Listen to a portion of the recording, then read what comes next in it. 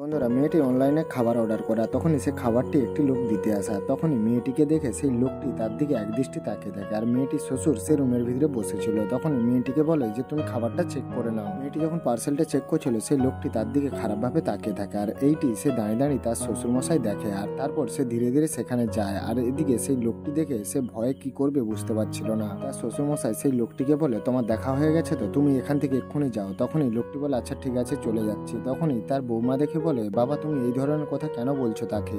কিন্তু মেয়েটি বুঝতে পারে না যে তার দিকে খারাপভাবে তাকিয়েছিল সেই লোকটি, সেই জন্য তার শ্বশুরমশাইয়ের খারাপ লেগেছে। কিন্তু সে কোনো কথাই শুনছিল না আর বলে তুমি এই ধরনের কাপড় পরা বন্ধ করো। আমি কতবার বলেছি আর এই ধরনের পোশাক পরবে না। আর তোমার লজ্জা লাগে না এই ধরনের পোশাক পরে তুমি বাইরে ঘুরতে? আর তোমাকে অনেকবারই বলেছি কিন্তু তুমি আমার কোনো কথাই শুনো না।